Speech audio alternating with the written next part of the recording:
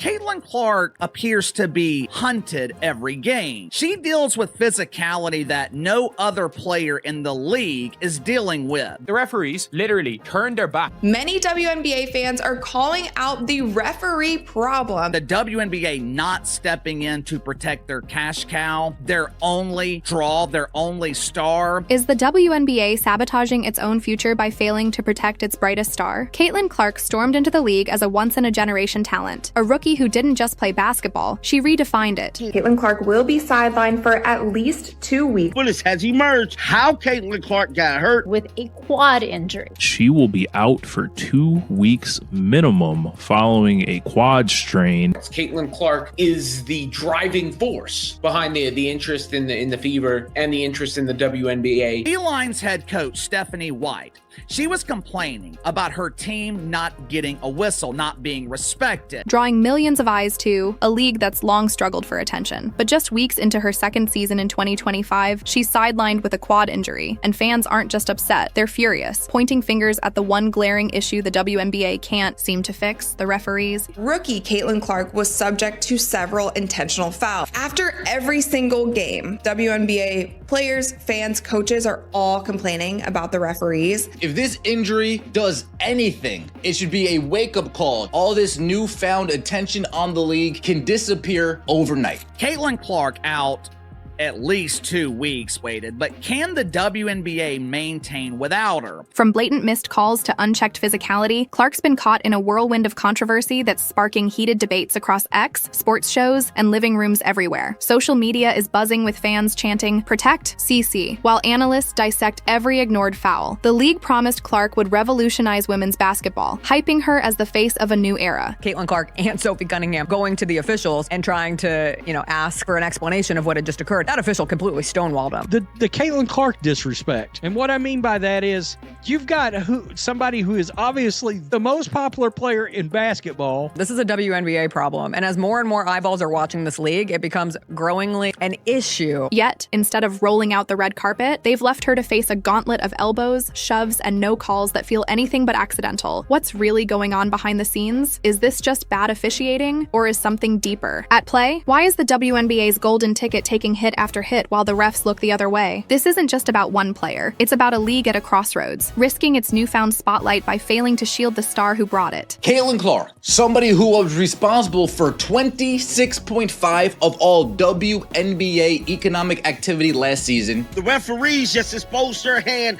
so bad, bro. I mean, they just didn't care no more. Let's dive into the chaos, from Clark's meteoric rise to the officiating mess that's threatening to derail it all. Buckle up, because this story's got more twists than a playoff buzzer beater. What's the real cost of letting Caitlin Clark fight this battle alone? Caitlin Clark didn't just join the WNBA. She set it on fire, turning a league that's never turned a profit into a cultural juggernaut. In 2024, her games were must-see TV, with one Fever Sky matchup drawing 2.25 million viewers. You got somebody that I would argue maybe a top 5 most popular athlete in the United States of America. Caitlin Clark is being roughed up. I'm not surprised that 2 weeks into the season, she's already got an injury. A 225% jump from the league's average, making it the most watched WNBA game in 23 years. She's credited with 26.5% of the league's economic boom, from packed arenas to jerseys selling out faster than concert tickets. At Iowa, Clark rewrote history, dropping 49 points in a single game and playing 139 straight games without a miss, becoming a household name. Her rookie season with the Indiana Fever was no different. She averaged 17.8 points and led the league with 8.3 assists per game, earning the 2024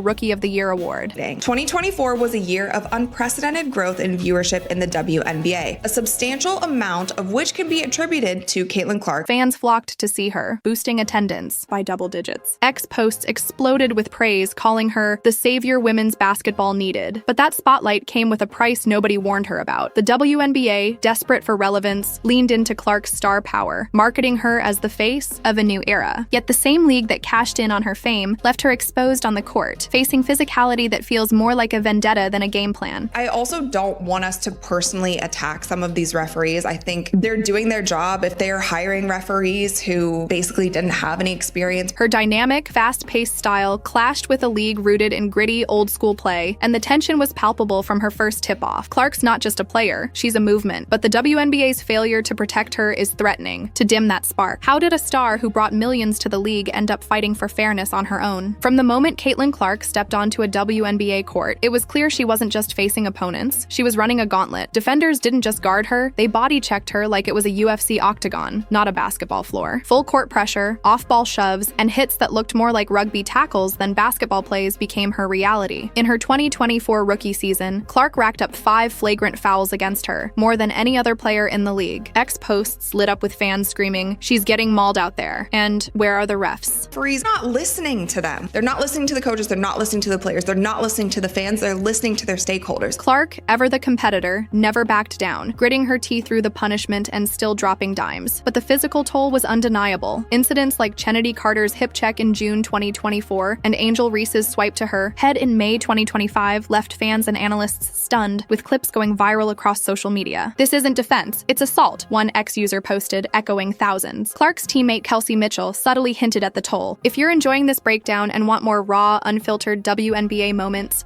consider subscribing to the channel. We've got new highlights, drama, and deep dives every day, urging her to listen to her body. The hostility wasn't just from rival teams, it felt personal, like Clark's star power made her a target. Her college dominance at Iowa, where she turned women's hoops into primetime TV, set sky-high expectations, but nobody prepared her for this. The WNBA sold her as the future, but instead of protection, she got a crash course in survival. Why? Was the league's biggest draw left to fend for herself against a barrage of unchecked aggression? The answer lies in the one place fans are pointing to: the refs. The officiating in Catlin Clark's games has been nothing short of a nightmare, turning her highlight reel plays into a highlight reel of missed calls. Take the May 24th, 2025 game against the New York Liberty. Clark drove to the basket, got slammed by Natasha Cloud, and the ball went flying. Replays showed undeniable contact, enough for a foul that could have tied the game with free throws. No whistle. The Fever lost, and fans erupted on X, calling the refs blind and a disgrace. ESPN's broadcast team was floored, with one announcer saying, "That's a foul, an obvious foul." Then there was the September 2024 playoff game against the Connecticut Sun, where Clark took 2 brutal hits, including one from DeWanna Bonner that went uncalled. Barstool's Dave Portnoy raged online, labeling the officiating disgusting and outrageous. Coach Stephanie White didn't mince words either, slamming the unbelievable disrespect her team faced. Fans posted slow-motion clips, demanding answers, with one ex-user writing, "The refs are letting Clark get bodied." These weren't isolated incidents. Game after game, Clark hit the deck, only to look up and see refs staring blankly or turning away. In one viral moment, an official literally turned his back as Clark and Sophie Cunningham pleaded for an explanation. The inconsistency isn't just frustrating, it's dangerous. Fans are asking why Clark, the league's biggest star, gets no protection while others get quick whistles. The officiating mess isn't just costing games, it's costing trust, and something had to break. It did. Catlin Clark's left quad strain in 2025 sidelined her for at least 2 weeks, and for fans, it wasn't just an injury, it was a reckoning. The physical toll of uncalled fouls had finally caught up. From Kennedy Carter's flagrant 1 hip check in June 2024 to Angel Reese's head swipe in May 2025, Clark's been taking hits that should have been whistled. Fans on X connected the dots, with one post reading, "Her quad gave out because the refs let her get hammered every game." The injury felt like the inevitable result of a season of neglect, with Clark logging grueling 35-minute games while absorbing unchecked contact. "This isn't basketball, it's a setup," another fan tweeted, a sentiment echoed across social media. The WNBA's silence was deafening. No statement, no acknowledgement, just Clark's name added to the injury list. But this wasn't just any player. This was the woman who filled arenas, who brought millions to a league that's never turned a profit. Her absence left the Indiana Fever reeling and fans livid, with Protect CC trending on X. Coach Stephanie White's frustration boiled over, calling out the lack of whistles for her team. Even Clark's teammate Kelsey Mitchell hinted at the toll, urging her to prioritize recovery. The quad strain wasn't just a physical blow, it was a gut punch to a league banking on Clark's star power. Fans aren't buying the freak accident excuse. They see a pattern of ignored fouls and a system that failed its biggest asset. So why did it take an injury to sound the alarm? The whispers are getting louder, and they're pointing to something bigger. Is Caitlin Clark's treatment more than just bad refs? Some say it's personal. Speculation is swirling from X-posts to podcast debates about why Clark faces such intense physicality. Players like Natasha Cloud and Angel Reese have suggested the outrage comes from new fans, some pushing racial narratives because Clark is white and straight in a diverse league. Others, like Bill Mayer and Clay Travis, argue she's targeted for those same reasons, her stardom disrupting the WNBA's